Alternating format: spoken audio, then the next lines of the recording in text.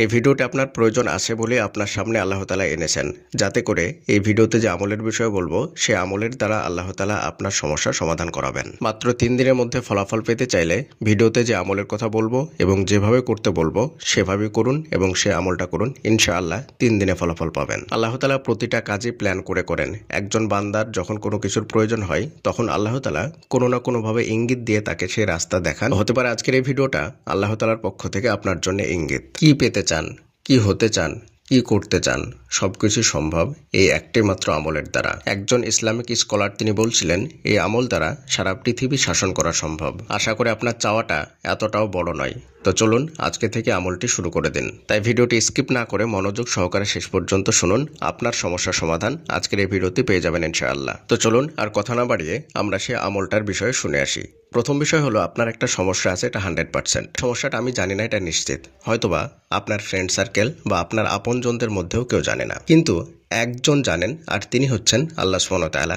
তাকে হয়তো আপনি বলেছেন অথবা বলেননি। আপনি তাকে বললেও তিনি জানেন আর না বললেও তিনি জানেন, কারণ তিনি হচ্ছেন আলিমুল গায়ব, তিনি অন্তরের খবর জানেন। আমরা যখন কোনো সমস্যায় পড়ি আল্লাহকে জানানোর আগেই আল্লাহ তাআলা আমাদের সেই সমস্যার বিষয়ে জানেন, যার কারণে আল্লাহ তাআলা আমাদেরকে বিভিন্নভাবে ইশারা ইঙ্গিত দিয়ে পথ দেখান, রাস্তা দেখান। সেই সমস্যাটা কিভাবে সমাধান হবেন সেটা তিনি দেখা দিয়ে থাকেন, সে যত ভালো মানুষই হোক না কেন, যত খারাপ মানুষই হোক না কেন, কারণ এটা হচ্ছে আল্লাহ তাআলার কুদরতি নিজাম। আল্লাহ তাআলার কুদরত তাকে রাস্তা দেখাতেই থাকে। যদি সেই ব্যক্তি বুদ্ধিমান হয় তাহলে সে সেই রাস্তাটা দেখে তার সমাধানটা করে নেয়, আর যদি সে খুব বেশি অস্থির হয়, খুব বেশি একে অপরকে দোষারোপ করে এবং সেই রাস্তাটা দেখেও না দেখার ভান করে, আর শেষ পর্যন্ত তার সমস্যার সমাধান হয় না, তখন সে এই আমল একবার করে, সে আমল একবার করে কি করবে আর ঠিক পায় না। আর আপনাদেরকে আমি সবসময় বলি, আল্লাহর প্রতি সবসময় সুধারণা রাখবেন। আল্লাহ তাআলা আপনাকে অবশ্যই কোনো না কোনোভাবে সেখান থেকে উদ্ধার করবেন বা সে বিষয়ে সাহায্য করবেন। তো আজকের এই ভিডিওটা ঠিক সেই ধরনেরই, যে বিষয়টা আমি আপনাদেরকে আগেও বলেছি।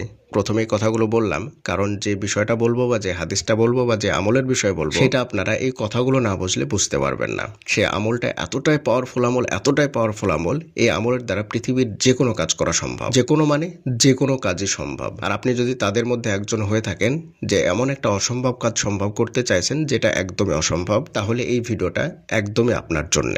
চলুন প্রথমে আমরা হাদিসটি শুনে আসি।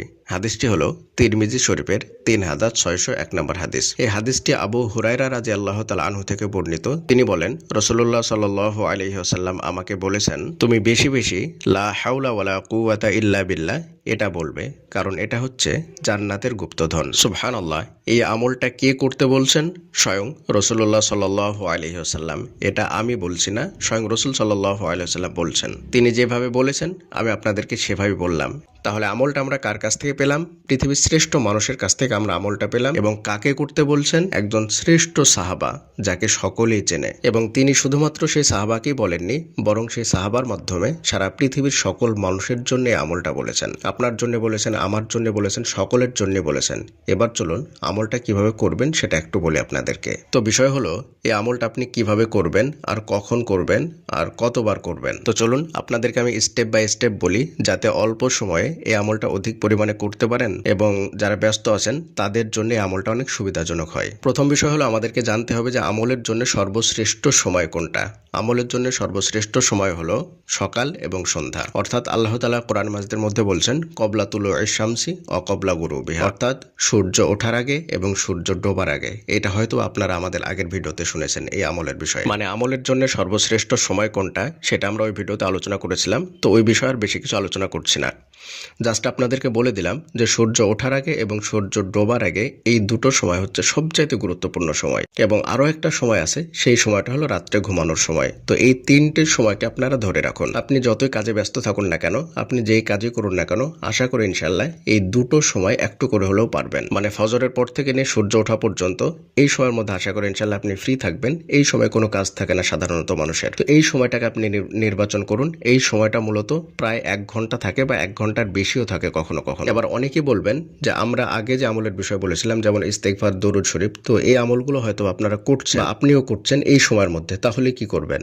যারা মূলত এই আমলগুলো করতে শুরু করে দিয়েছেন তারাই আমলটা কমপ্লিট করুন। আর যারা নতুন করে আমল শুরু করব মনে করছেন তাদের জন্য বলবো যে আপনারা এই আমলটা করুন 1 ঘন্টা ফজরের পরে। আর যদি ওই আমল করছেন মানে ইস্তেগফার করছেন, ইস্তেগফারের সঙ্গে যদি আমলটা করতে চান তাহলে ফজরের পরে 100 বার করুন, যথেষ্ট হবে ইনশাআল্লাহ। তারপরে আপনাকে আবারও আর একটা সময় বলবো, সেটা হচ্ছে সূর্য ডোবার পূর্বে। সূর্য ডোবার পূর্বে বলতে আসর থেকে নিয়ে মাগরিব পর্যন্ত এই পুরো সময়ের মধ্যে যে কোনো একটা সময় আপনি নির্বাচন করুন, অর্থাৎ আসরের নামাজ পড়ে একদম মাগরিবের আজান পর্যন্ত এই সময়ের মধ্যে আপনি আমলটা করার চেষ্টা করুন। সবচাইতে বেশি ভালো হয় একদম সূর্য ডোবার আগ মুহূর্তে, মানে সূর্য ডোবার আধা ঘন্টা আগে বা 1 ঘন্টা আগে করলে। আর যদি আপনার জন্য সেটা অসম্ভব হয়ে পড়ে তাহলে এই সময়ের মধ্যে যখনই আপনি ফ্রি থাকবেন, প্রতিদিনই যে এক সময় করতে হবে বিষয়টা এমন নয়। হয়তো একদিন আপনি সময় পেলেন যে শুরুর দিকে, অর্থাৎ আসরের নামাজের পরে আপনি সময়টা পেলেন, সেই সময় করে নিলেন ওই জায়নামাজে বসেই।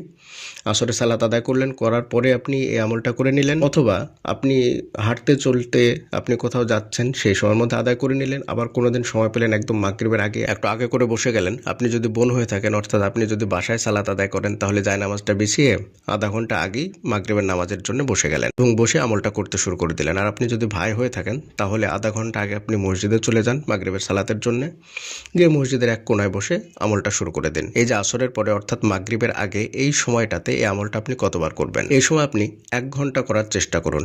1 ঘন্টাতে আপনি মোটামুটি কতবার পারবেন সেটাও বলে দিচ্ছি। মোটামুটিভাবে আপনি 2,500 থেকে 3,000 বার এই আমলটি করতে পারবেন। আর যদি খুব সুন্দরভাবে আস্তে আস্তে করেন তাহলে 2,000 বার, তার চাইতে একটু বেশিও হতে পারে। তাহলে 1 ঘন্টায় আপনি 2,000 বারে আমি ধরলাম, 2,000 বার যদি করতে পারেন তাহলে দিনে 3 ঘন্টা সময় আপনাকে দিতে হবে। 3 ঘন্টা যদি আপনি সময় দেন তাহলে 3 ঘন্টা আপনি 6,000 বার এই আমলটি করতে পারবেন। যদি আপনি 6,000 বার এই আমলটি করেন তাহলে ইনশাআল্লাহ আপনার জন্য যথেষ্ট হবে।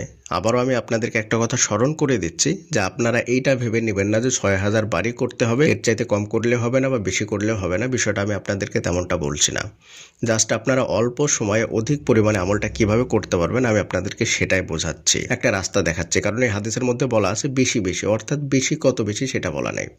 আপনি যত বেশি পারেন 1 কোটি বার করেন, তাতেও কোনো ব্যাপার নেই। যত বেশি পারেন, যত বেশির কথা বলা হয়েছে, বেশি বেশি করার কথা বলা হয়েছে। তো যারা ব্যস্ত মানুষ বা যারা আমল কিভাবে করবেন বুঝতে পারেন না, তাদের জন্য মূলত আমি এগুলা বলি। এটা আবার অনেকেই খারাপ ভাবে নেন, বিষয়টা এমন নয়। মানে অনেক দিনই ভাই এবং বোনেরা আছেন যে আমল কিভাবে শুরু করবেন, কখন করবেন, কতবার করবেন, এইটা ভাবতে ভাবতেই না আমল করতে পারেন না, জাস্ট এইটাই ভেবে যান সারাক্ষণ। তো সেটা আমি আপনাদেরকে সংক্ষেপে সুন্দরভাবে বোঝানোর চেষ্টা করি।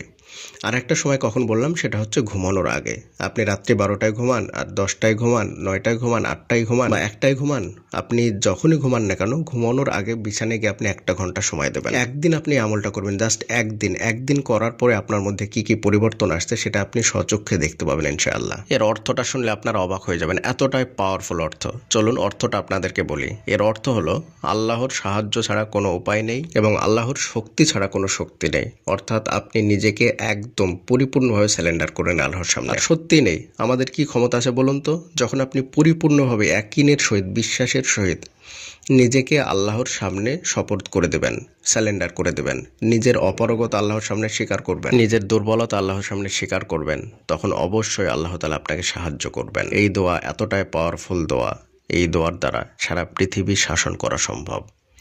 জীবনে যা কিছু চান সব কিছু এই দোয়ার মাধ্যমে, এই আমলের মাধ্যমে হাসিল করা সম্ভব। শুধুমাত্র ঈমান, ইয়াকিন, ভরসা এবং তাওয়াক্কুলের সাথে আপনাকে আমলটি করতে হবে। আর দেরি না করে আজকে থেকে আমলটি শুরু করে দিন।